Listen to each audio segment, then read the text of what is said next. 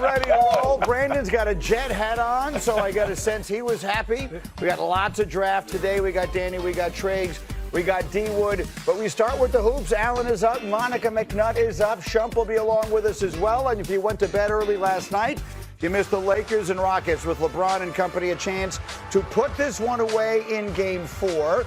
And they had at least one advantage coming off the overtime win of 2 nights earlier. Kevin Durant out again with the left ankle. Second quarter, this was a theme. LeBron turning it over, and the Rockets going the other way. Rockets an 8-point early lead. LeBron 8 turnovers in this game. Here's another of them.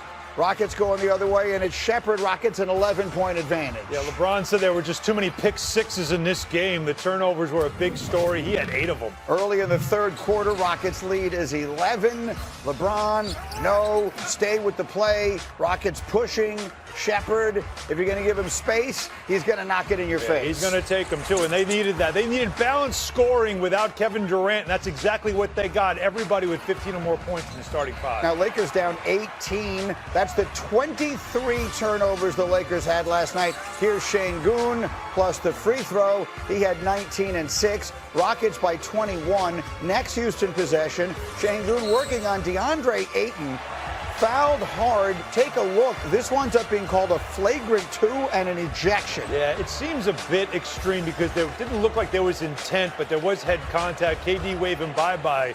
KD, get your sneakers because your team needs you. They need him bad in Game 5, which there will be. Lakers down by 20. They just sort of mailed in the second half. LeBron would finish with 10 points, 2 of 9 from the floor.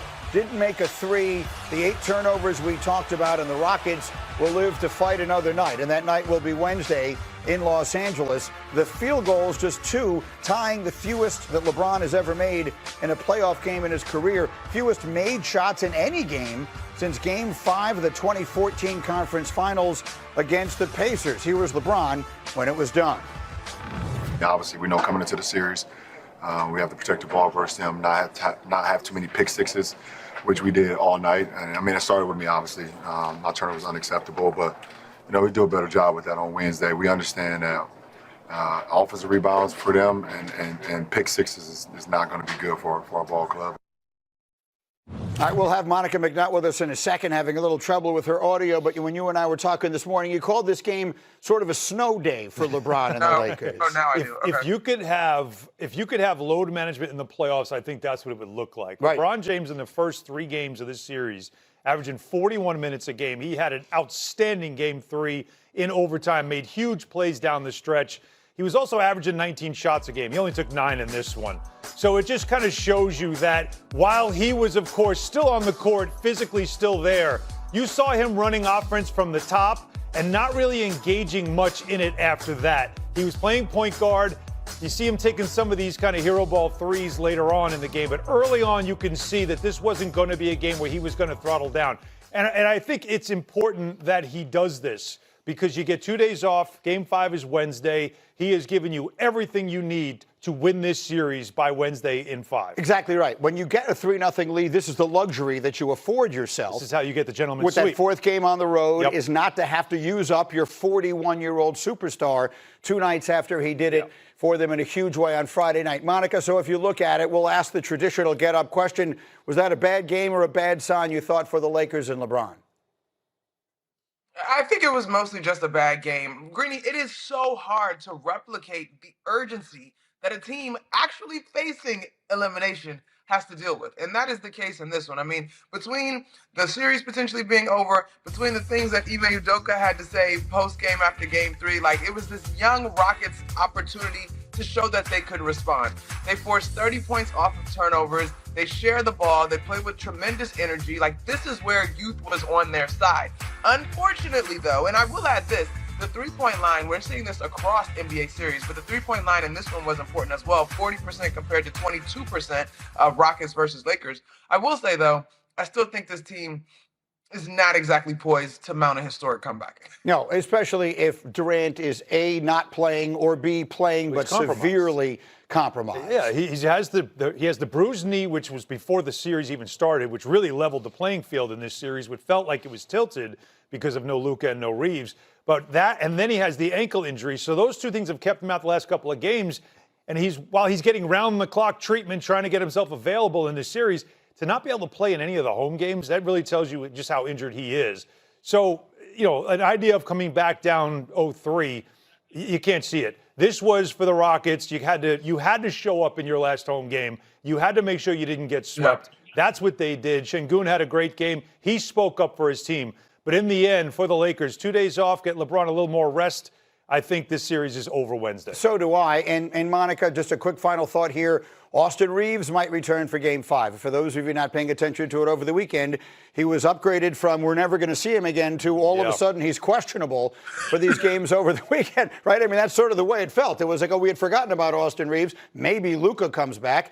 To all of a sudden you snap your fingers and Austin Reeves is listed as questionable. So the expectation that maybe he's back Game 5, things I think continue to point the Lakers' way despite what was a sloppy night last night.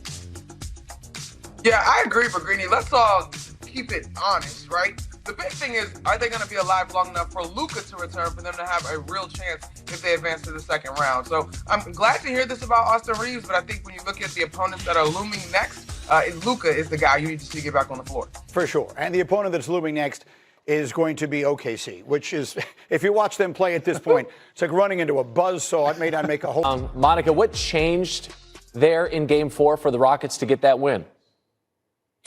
Good morning, Randy Scott. I think it's just so hard to replicate the desperation of about to be eliminated. And the Rockets showed that. Now, on the basketball front of it, I thought they took tremendous pride in their defense. You heard LeBron James there, 30 points off of turnovers, but also they knocked down threes, and that has been a story in most of these playoff series in this year of NBA basketball. They shot 40% from the three-point line.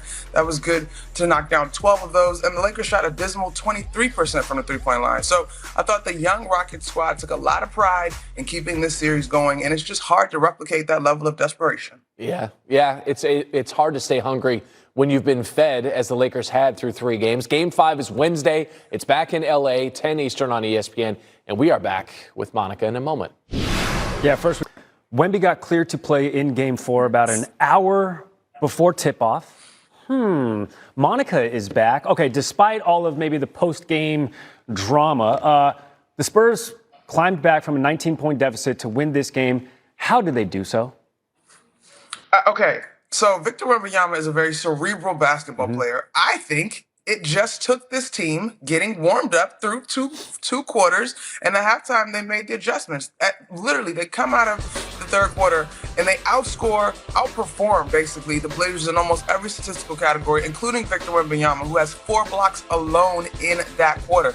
There was a shift in the energy, there was a shift in the aggressiveness, not to mention the speed of these guys. It's absolutely deadly. And then they forced turnovers, and so they made the Blazers uncomfortable. I mean, you can't give up points off turnovers the way that the Blazers did to a team like the Spurs with Victor on the floor. Okay, Monica, so maybe falling into a double-digit deficit once, an anomaly. Twice, though, you're starting to show a pattern. So that being said, the Spurs falling down double digits early in games. Going into the playoffs, obviously, the competition's going to get better. Does that give you pause as far as how far this Spurs team could go?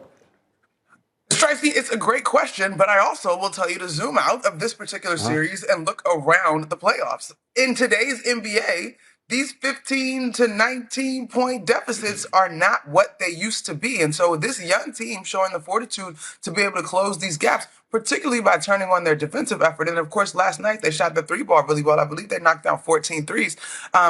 They look like the rest of these veteran teams in these positions as well. And so, yes, the competition will get steeper. You might not be able to continue to come back from that, but it's not something that is unique that I would apply to the youth of this group because we're seeing it around the league. Randy, did you hear that? I asked Monica a great question. I don't think she said that about any of your questions. She didn't. Game 5 tomorrow, back in San Antonio, 9:30 Eastern on ESPN. Monica, great to see you as always.